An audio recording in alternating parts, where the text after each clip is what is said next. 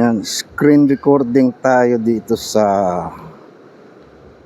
video natin yan. Teka. Tapos record.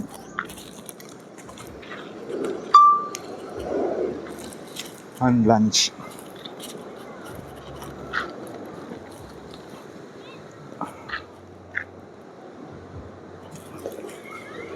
Take off. Home point updated. And lunch na tayo. Uy, as usual, wala na naman yung joystick.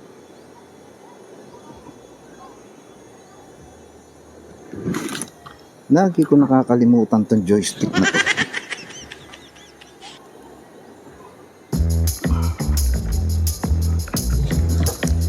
Good to go.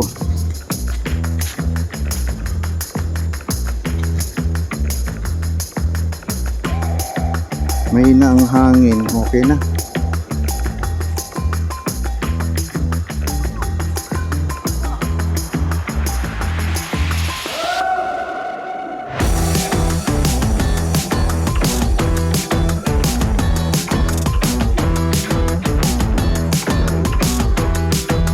Ako 20 meters.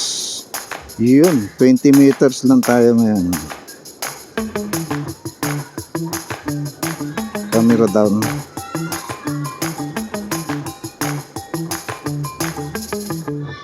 Yan, edit. Ito na yung area ng dulo ng seawall. Baba pa natin yung camera. Kung mapapansin nyo, wala nang bahay dyan. Ubos yung bahay. Ito na lang natira, pinakamalapit sa dagat, yung kulay pula. Yan na lang, pero wala nang nakatira dyan. Ewan ko lang, ba't di pa ginigiba nung may-ari yan? Pero dati kasi maraming bahay dito. May video ko nyan eh. Tignan nyo itsura nito.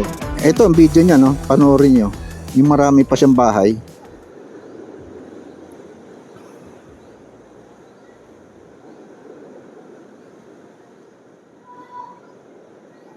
Yan, ganun ang itsura niya nung di pa nasisira yung mga bahay dyan. Pero ngayon wala na, ito na itsura niyan. Puntahan natin ngayon ng river exit, river outlet. No? Maliit lang yung river outlet. Distance ko 70 meters, altitude 20 meters. Go. Normal mode lang tayo. Ang speed 5 meters per second. At wala naman masyadong, may konting hangin, pero kumpara kahapon talagang malakas ang hangin. Kahapon sana ako magpapalipad, hindi ko nagawa dahil malakas talaga yung hangin. Ito ang river outlet to. Tingnan nyo.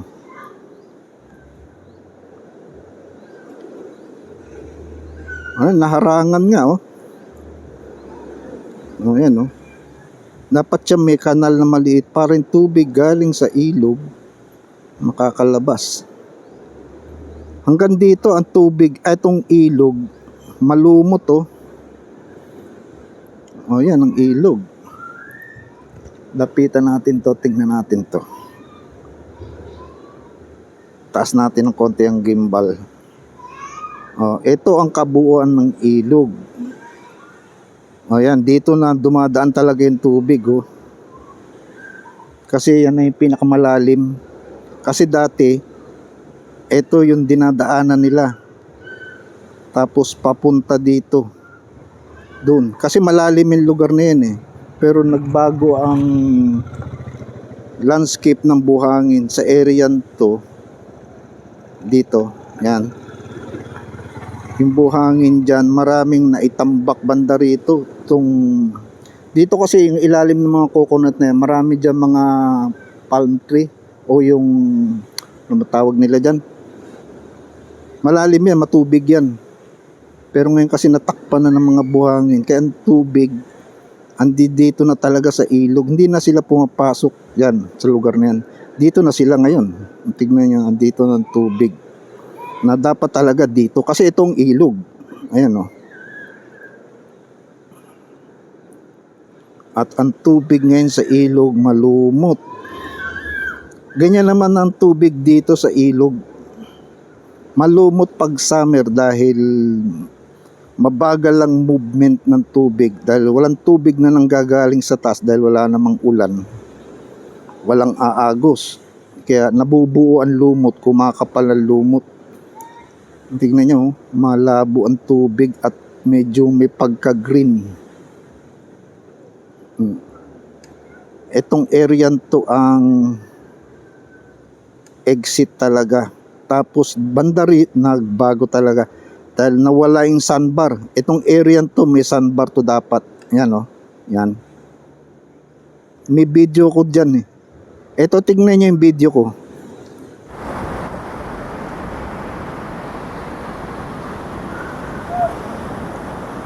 Laki na pagkakaiba na wala na yung sandbar dahil nagbago ng shape ng beach dito.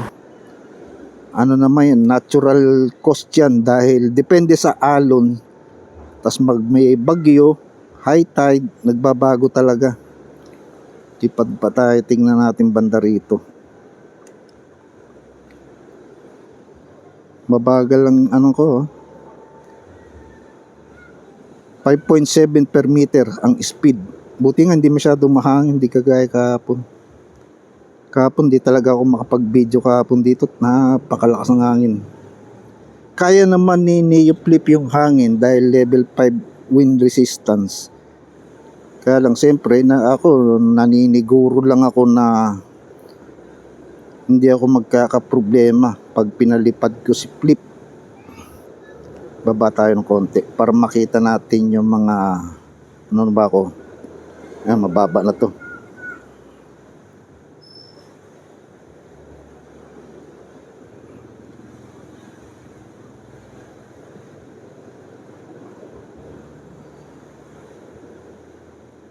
Yung mga kabahayan dyan. Tignan yan. Yung karamihan dito sa baybayin, yan yung mga, sila yung mga may bangka. Sila yung mga malilit na mangingisda dito sa poblasyon. Ayun, no? Kita niya yan, no? Pag yung may bagyo daw, halos inaabot daw sila dyan ng itong mga kabahayan, inaabot daw yan ng tubig. Yung hampas ng alon lalo na kung mataas yung high tide, inaabot daw talaga sila. Kaya kawawa din yung mga tao.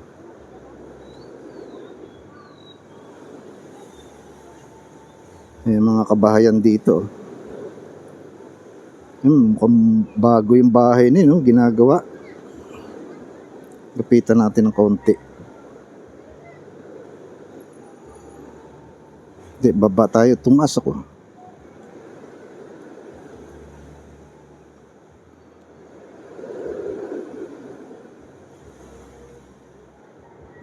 Yan ang mga kabahayan dito.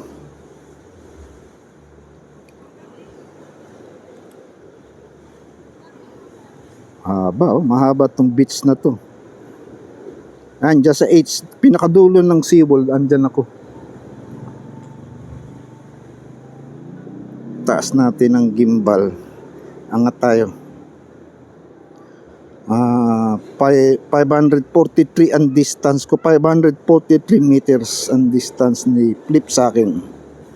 Malapit lang. At nasa 65% na ang battery ko. Taas tayo. 90 meters. Dito sa angle na to, ano ba itsura ng poblasyon? Max altitude O yun, reached. 120 na ako. Tignan natin. Banda rito may mga kabahayan pa yun. Dami pa palang bahay dito sa looban, no? Kasi pag nasa highway ka, hindi mo nakikita itong mga bahay na to. Yan mga yan, hindi mo makikita yan. Kasi along the highway, puro puno. Tapos mababa yan ang highway, mataas. Kaya hindi mo makikita yan. Dami pa palang bahay dyan, ang ganda ng view. Ito, ang daming tanim na coconut. Yun pala ang itsura dyan. Oh.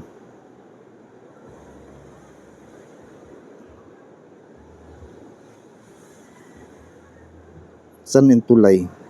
Hindi, lagpas na ako sa tulay pala. Oh, lagpas na ako sa tulay. Anong area na ba to? Balikan ko nga.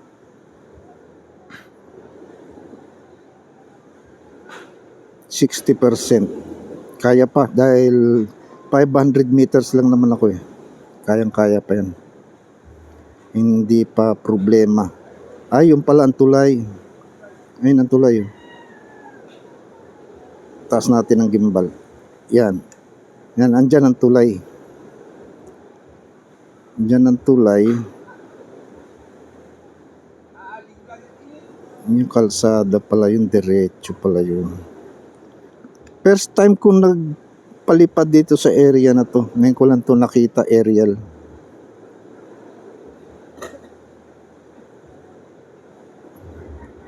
Ganda oh. Ganda pala ng itsura pag ganito. Maganda talaga pag meron kang drone. Sayang wala akong ND filter. Medyo ano yung view. Nakakasilaw. Dahil anong oras na ba? Mag-aalas 9 ata. Taas natin gimbal.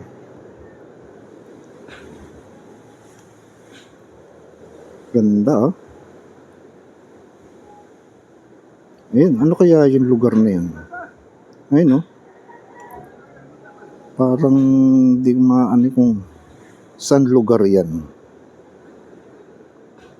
Pag susunod pa nakapagpalit ako ng battery, puntahan ko yan. Ganda. Kaya ako wala akong pagsisisi dito sa drone. Mahal pero para sa akin itong pagkakuha ko ng drone, itong flip, parang ano ko na to, yung stress reliever ko to. Nagiging masaya ako pag nagpapalipad ako, nakakakita ako ng mga aerial view na ganito dito sa lugar namin. Gandang tignan eh. Dapat talaga meron ako ND filter oh. Medyo ano yung view, masyadong maliwanag. Kung may ND filter, mas maganda to. Yan, ang speed ko 7.9 meters per second pabalik sa akin. Ganda. Very beautiful. Saan ba? Hindi ko pa nakikita si Flip. Hindi po siya nakikita dito. Visual. Teka, hinto ko muna. Hindi ko siya makita. Hindi dito po siya. Ang height ko lang naman is, mataas nga pala ako. Hindi ko basta-basta makikita itong mokong na to.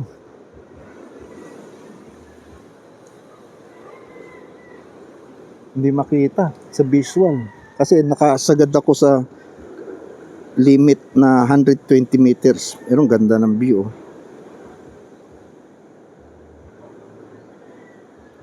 48% ang battery ko. Ang ganda. Very beautiful. Very good.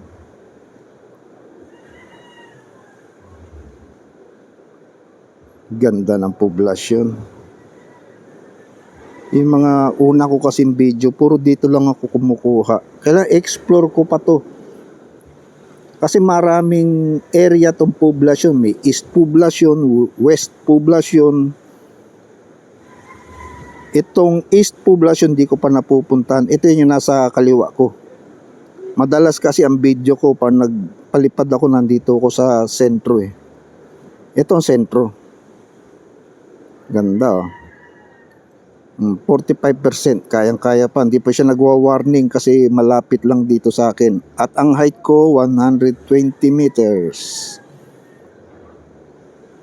Ganda ng poblasyon. Oh, ganda. Very beautiful.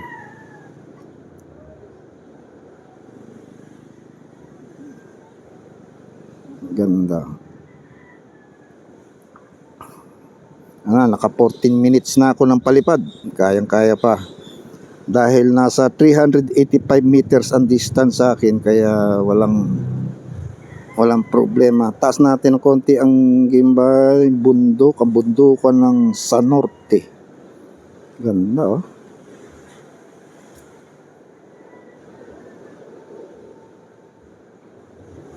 Kailan talaga may airong kang hindi filter.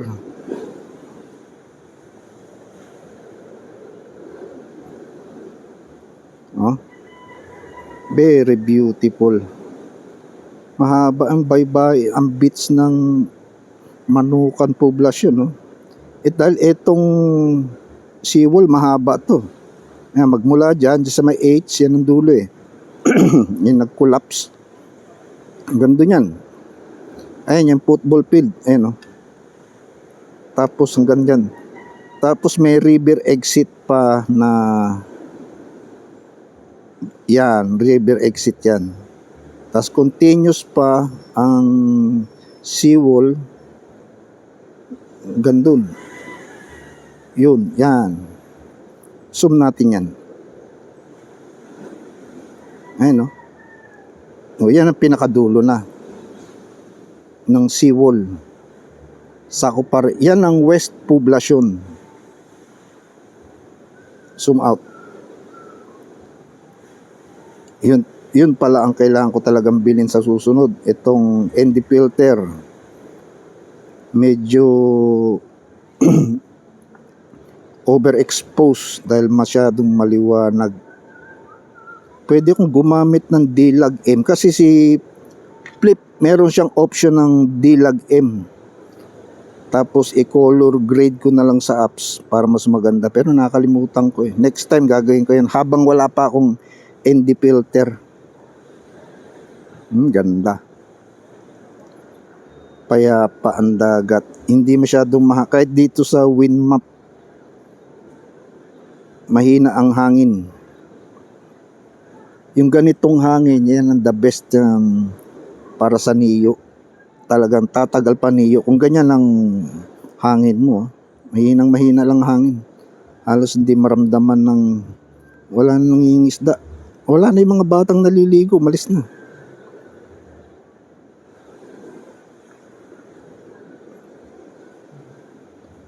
Lapit tayo.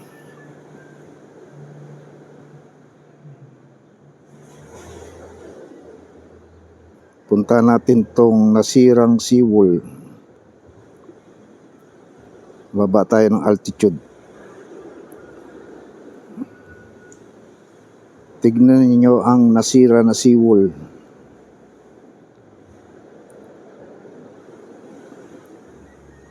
Yan, 150 meters distance, 23 meters altitude. Ayun, ay malaki na yung sira to. Wala na. Bumigay na talaga. Ay, ito, tatandaan ko tong lugar na to. Kaya pala masyado nang umangat. Ayun, lapitan pa natin. Baba tayong konti. Ano bang 5 hindi na ako pwede masyado bumaba at malapit ako sa tubig. Ayun, open na talaga yung ilalim. Itong tapat ng bahay. Ayun. Masyado nang open.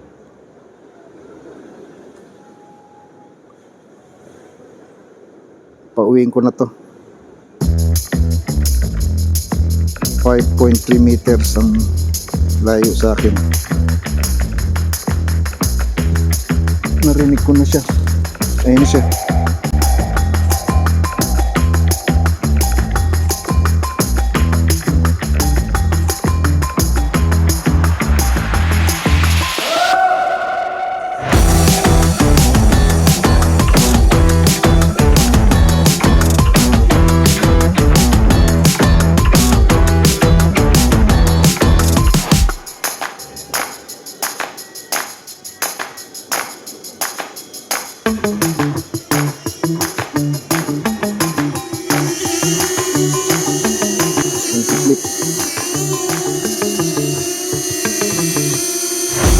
Ayaw niya lumapit at nakaunang obstacle.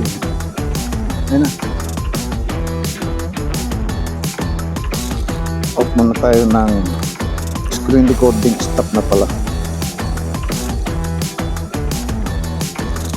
Stop record. Good.